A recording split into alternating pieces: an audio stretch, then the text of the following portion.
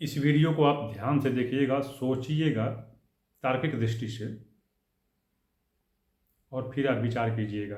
देखिए, इस वीडियो को बनाने का मेरा उद्देश्य ऐसा कुछ भी नहीं है कि किसी को ठेस पहुँचे। मैं किसी की आलोचना नहीं कर रहा हूँ। मैं जो भी वीडियो बना रहा हूँ अपने विवेक, अपने ज्ञान, अपने निर्णय के आधार पर बना रहा हूँ। जो मैंने पढ़ा, सुना, देखा या अनुभव किया है उसकी अभिव्यक्ति इस वीडियो में हो रही है, शेष कुछ नहीं। कृपा करके कोई टीका टिप्पणी, आलोचना न करे, शास्त्रार्थ न करे। अच्छा लगे, उचित लगे, उपयोगी लगे, सत्य लगे तो देखे, अन्यथा न देखे। किंतु सच्चाई से मुख न मोड़े, सच्चाई से मुंह न मोड़े। मैं यह जो वीडियो बना रहा हूँ इसका मुख्य बिंदु क्या है कि क्या माघ महीने में मकर राशि में सूर्य के जाते अमृतमय कुंभ से निकला हुआ, छलका हुआ अमृत गंगा जी में पड़ा था, जिसमें स्नान करने से अमृत प्राप्त होता है। देखिए, यह कहीं नहीं है, कहीं उल्लेख नहीं मिलेगा, कहीं पर भी उल्लेख नहीं मिलेगा कि जब माघ महीने में मकर राशि में सूर्य जाते हैं तो उसी समय उस अमृतमय घड़े से, कलश से अमृत छलक करके और गंगा जी में पड़ा था या आ गया था। कहीं नहीं है। ये जरूर है कि कुंभ से अमृत छलका था और वो गंगा जी में पड़ा था, किंतु माघ महीने में मकर राशि में सूर्य के जाते समय ही पड़ा था, इसका उल्लेख कहीं नहीं मिलेगा आपको, न कहीं लिखा है।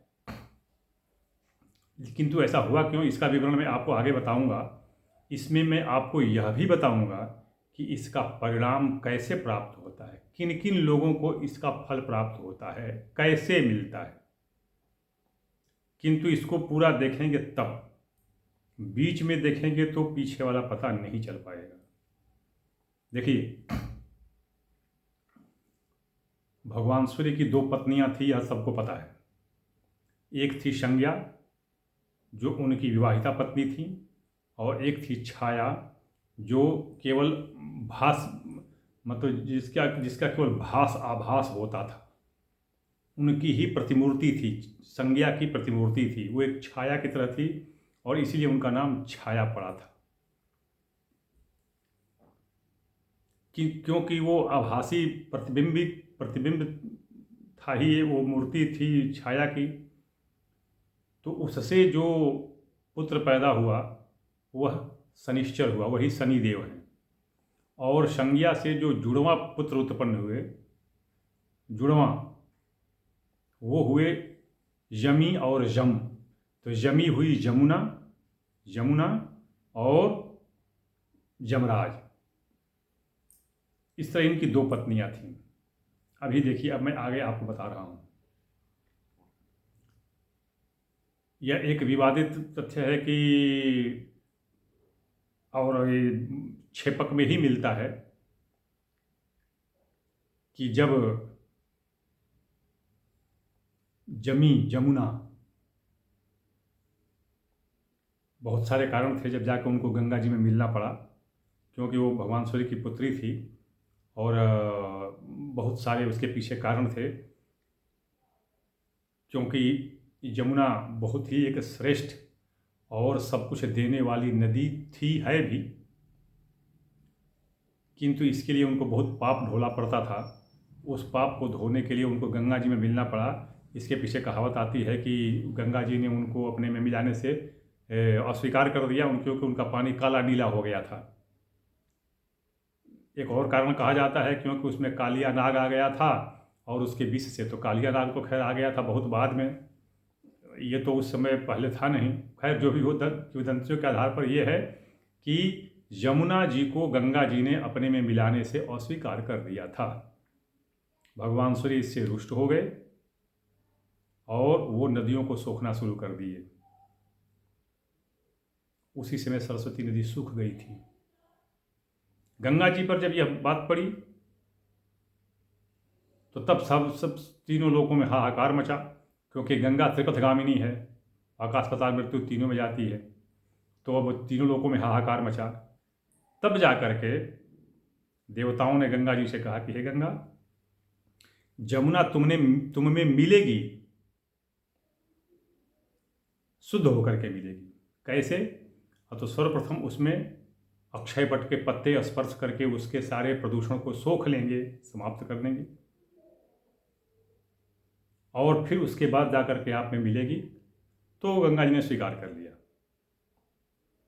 अक्षय वट की कथा, तो ये वीडियो बहुत लंबी हो जाएगी, ये कथा बहुत पुरानी, बहुत लंबी है कि वो अक्षय वट क्या है। अभी आज भी प्रयागराज में जो ऑर्डिनेंस का किला है, फौजी किला है, अकबर का किला जिसको कहते हैं, जिसमें आज फौज रह रही है, तो उसी के प्रांगण में अंदर, चारदीवारी के अंदर जो बरगद का वृक्ष है, वो अक्षय वट जिसको कहते हैं, जिसके नीचे भगवान श्री राम भारद्वाज ऋषि के साथ अपनी रात बिताए थे, तो वो पड़ा हुआ है। तो वो उसको भगवान राम ने ही बताया था कि तुम्हारे पत्ते बड़े विचित्र हैं और इसमें इतनी क्षमता है कि यह बहुत बड़े पाप को भी ये दूर कर देगी, ये पत्ते जो है दूर कर देंगे, इनका स्पर्श ही दूर कर देगा, इसमें इतनी क्षमता है।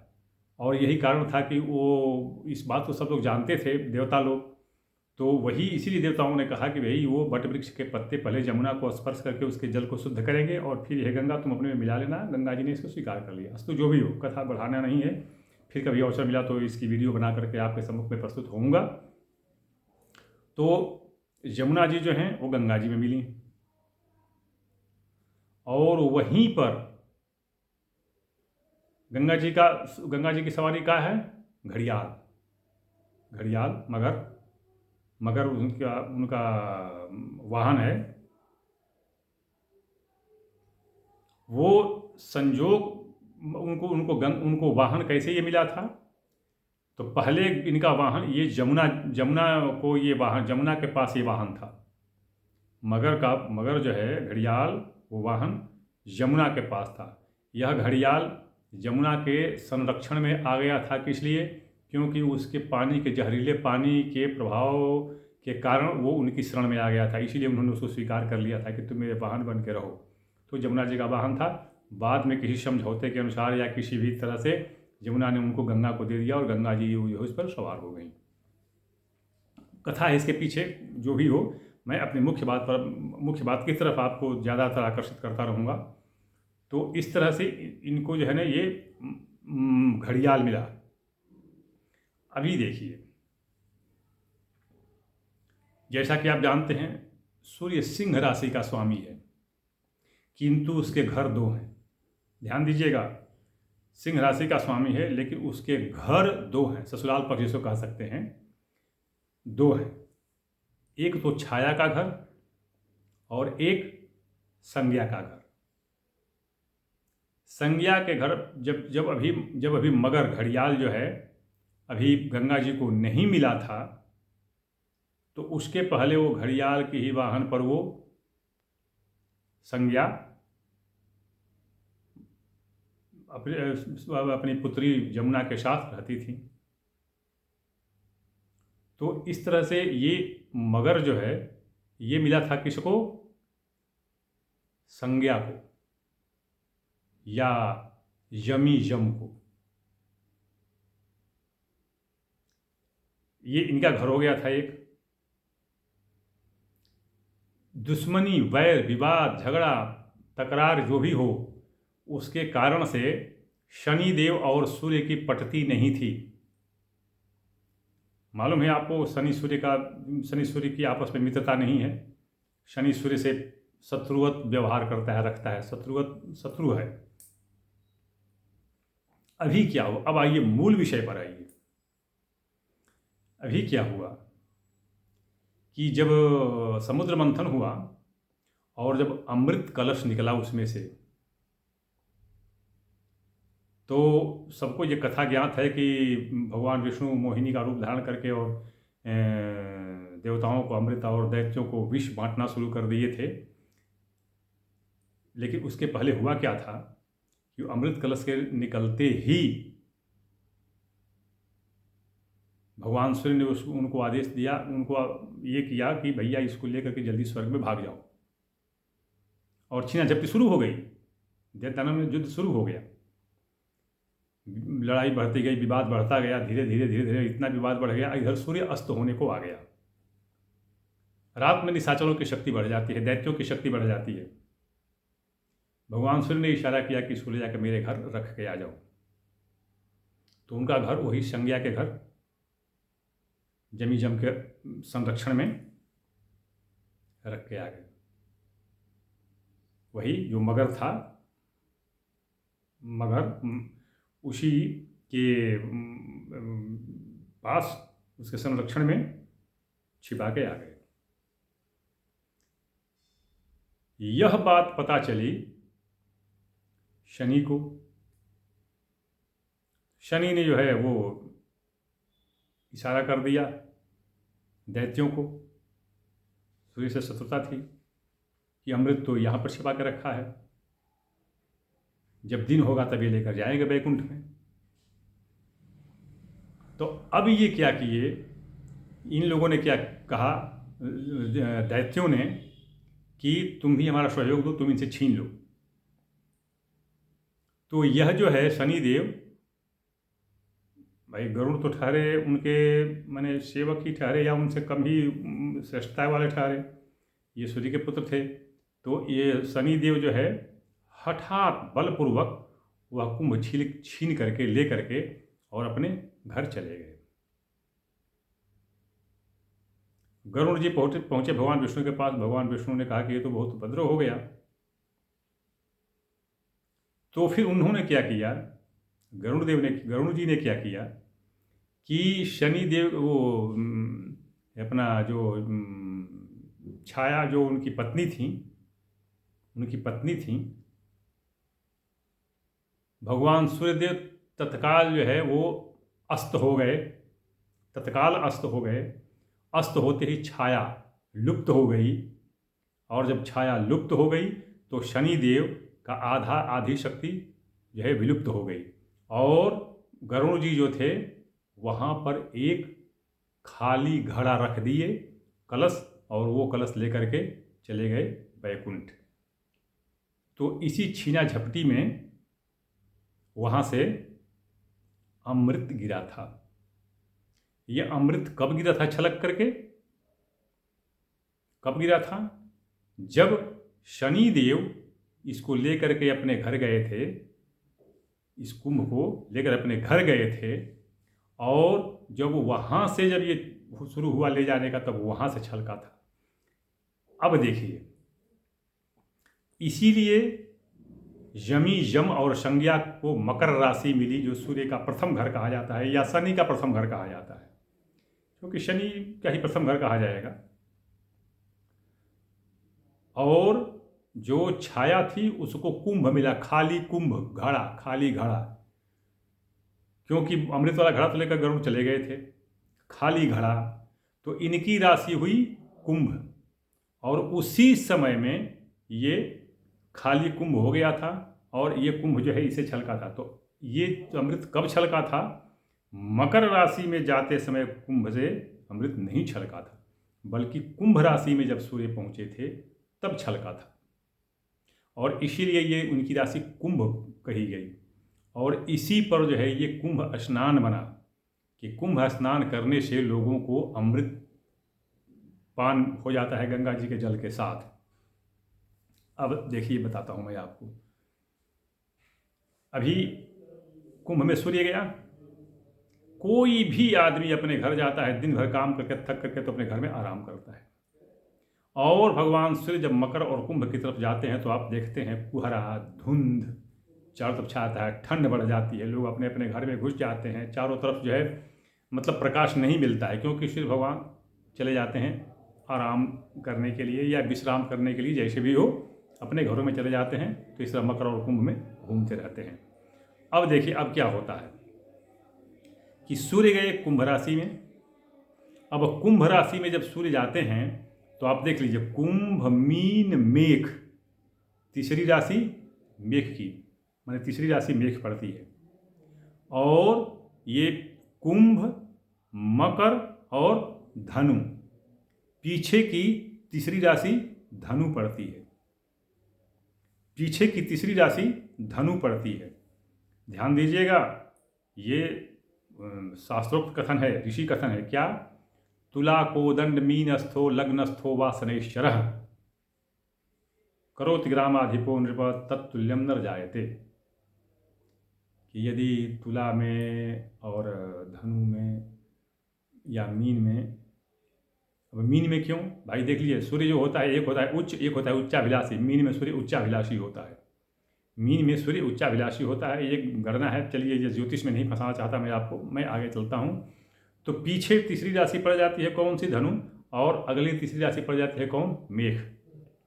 अब ध्यान दीजिएगा, यह सूर्य मेष राशि के लिए, मेष राशि को बहुत ही धन जान, सम्मान नहीं कहता हूँ, धन जान, गढ़ा हुआ धन या लक्ष्मी प्राप्ति या फंसा हुआ धन या व्यापार में लगा हुआ धन, ये मिलेगा। और यही चीज ये जितना भी बताइए धनु राशि को मिलेगा। मतलब जो भी छिपा हुआ धन, गढ़ा हुआ धन, फंसा हुआ धन, रुका हुआ व्यापार, ये धन से संबंधित जो भी हैं वो होगा धनु राशि को। और मेष राशि को जो पुराने विवाद हैं, सतता लोगों से है, लोग बीच में षड्यंत्र रच रहे हैं, नीचा दिखाने का प्रयत्न कर रहे हैं, वो सब मेष राशि वालों का समाप्त हो जाएगा।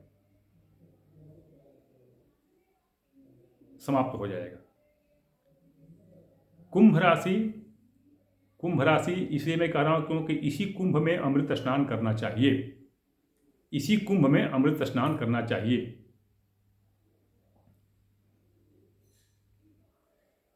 मैं सूर्य जब कुंभ में गया तो ये सीधा इसकी दृष्टि कहाँ पड़ती है? सप्तम दृष्टि सिंह राशि पर। सप्तम दृष्टि इसकी सिंह राशि पर। सिंह राशि इसीलिए इसकी अपनी राशि कही गई है। क्यों? क्योंकि कुंभ में रहेगा तो सिंह पर दृष्टि फेंकेगा, और सिंह पर रहेगा तो कुंभ पर दृष्टि अपना प्रकाश फेंकेगा। अभी देखिए, इस अमृत फल तो खैर सबको अमृत तो ऐसा है कि वो सबके लिए लाभदायक है, सबको फल देगा। विशेष रूप से इस वर्तमान वर्ष की मैं बात कर रहा हूँ, जब स्वयं शनि जो हैं ये मंत्री हैं, और मंगल तो खैर राजा हैं। चलिए, और ठीक इसका अगला संवत्सर जो है उसके राजा सूर्य हैं। ध्यान दीजिएगा, इसके मंत्री शनि, उसके राजा सूर्य। तो विशेष रूप से ये ध्यान देने की चीज़ है कि मेष, वृश्चिक, धनु, मीन, इन चारों को तो संपदा मिलेगी। एक बात ध्यान रखिएगा, क्योंकि ये जो है ये कुछ अंशों का अंतर पड़ रहा है, इसलिए प्रथम चरण और अंतिम चरण छोड़ दीजिएगा। मतलब एक राशि में 9 चरण होते हैं, एक राशि में 9 चरण होते हैं। तो ये अंतिम चरण और प्रथम चरण, मतलब 9 में से एक पहला और फिर 9वां। तो ये जो है जितना मैं बताया, क्या कौन सा मैं बताया? मेष, वृश्चिक, धनु, मीन। तो इनमें जैसे मान लीजिए कि आपकी मीन राशि है, तो मीन राशि का अंतिम चरण कौन सा पड़ जाएगा? दे दो चाची, ची। तो जी चिंतामणि वगैरह, चाहे ऐसे जो नाम जिसका जो राशि जो अंतिम चरण आता है, उनको इससे कोई लाभ नहीं होगा। और जो प्रथम चरण वाले होंगे, पूर्व भाद्रपद के अंतिम चरण वाले जो होंगे, उनके लिए कोई लाभ नहीं होगा। किंतु सामान्य रूप से देखें तो इनको विशेष लाभ होगा। धनु, मीन, मेष और वृश्चिक। मैं जैसा कि बताया, ये अगर स्नान करते हैं तो इनको विशेष लाभ, इस कुंभ से विशेष लाभ। अब उसमें थोड़ा कम लाभ किसको होगा? मिथुन और कन्या को इससे थोड़ा कम लाभ होगा। वृष राशि वाले को कोई लाभ नहीं होगा। वृषभ राशि वालों को कोई लाभ नहीं होगा। वृष होगा तो मतलब शुक्र की राशि का कोई लाभ नहीं होगा। मैं यद्यपि देखिए, आप बहुत सारे वीडियो और भविष्यवाणियाँ देखते होंगे जिसमें वृष राशि को पता नहीं क्या क्या बताया गया है कि धन मिलेगा, जन मिलेगा, सोना मिलेगा, चांदी मिलेगा, स्वर्णिम समय होगा, क्या क्या बहुत कुछ कहा गया है। किंतु मैं जो बता रहा हूँ घटना, चाहे जिस तरह भी, वृष राशि वालों को, तुला राशि वालों को कोई लाभ नहीं होगा इस कुंभ स्नान से, क्योंकि ये परितृप्त राशियां हो चुकी हैं, या ये अमृतमय हो चुकी हैं, ये अमृतमय हो चुकी हैं। अब ये अमृतमय हो तो इनको तो और लाभ मिलना चाहिए। अमृतमय हो चुकी हैं किंतु ये लुप्त प्राय हैं, लुप्त प्राय हैं। और इनको जो स्नान करेंगे, ये जो धनु, मीन, मेष और वृश्चिक वाले, इनको तत्काल लाभ मिलेगा। तो ये बहुत बड़ी वीडियो हो गई। ये है कुंभ स्नान का। मैं जैसा कि मैं शुरू में ही बता चुका हूँ, कृपया देख लीजिए। मैं कोई शास्त्री नहीं, कोई आचार्य नहीं, कोई गुरुजी नहीं, कोई स्वामी जी नहीं, न मेरे पास कोई मठ है, न मंदिर है, न कार्यालय है, न संगठन है, कुछ नहीं है।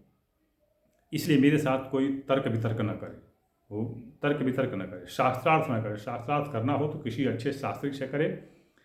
मेरे से शास्त्रार्थ, न मैं किसी शास्त्रार्थ का उत्तर दूंगा, न मैं शास्त्रार्थ में हिस्सा लूँगा, न मैं ऐसे किसी कमेंट का जवाब दूंगा।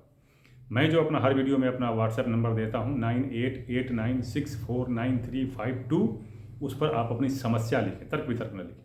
मैं समस्या लिखेंगे, उसका क्रमवार उत्तर दूंगा, क्योंकि पीछे भी कई लोगों की समस्याएं आई हुई हैं, उनका उत्तर देके क्रमशः उत्तर दूंगा मैं। और जो मैं बात बता दूँ, बहुत लोगों को जो है थोड़ी सी समस्या हो जाती है या भ्रम हो जाता है। मैं जब तक भारत की सशस्त्र सेना में सक्रिय रूप से कार्यरत था, तब तक मैं लोगों की निःशुल्क सेवा करता था।